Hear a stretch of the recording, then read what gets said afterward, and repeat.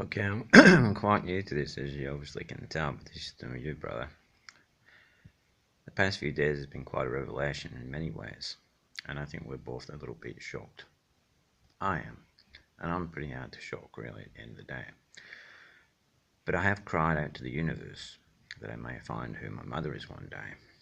And I cried out to the universe if there's anybody out there who could help me.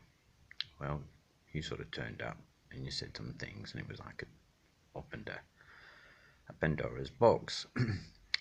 Well, the word came to me, Lewis Fanny Hamer. Hamer turns out to be, has the name Hamer. It wasn't her son. She married a Hamer.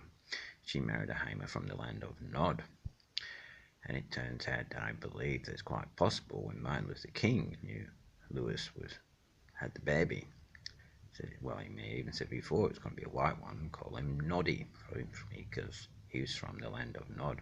And maybe one day this little man might help fulfill the dream. Well, I could be that man. It turns out that I've been chased all around the countryside. They've got me pinned now on an island called Carter. Not quite sure why. They've put a pending federal warrant on me and all types of terrible things, and even $1 million threat in court if I speak about, well, is Lewis Fanny Amy, was she my mum? Am I the little white boy that got taken away very young and went to the land of Nod? Well, I come from the land of Nod, and my DNA, which I've just had checked, goes back 275,000 years ago. Can you believe that?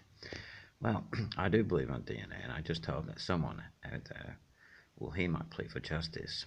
I'm basically on the island of Carter. I've made a stand for truth, righteousness, and justice. I've rebuked the Queen several times and all the generals and all the king's men, and I've stood my ground, God's ground, at Carter now for about 2 years. But the goons and the jackals are here, and the Queen's scouts have made a finally bringing in jackals, I believe, shortly. So I do need your help and prayers.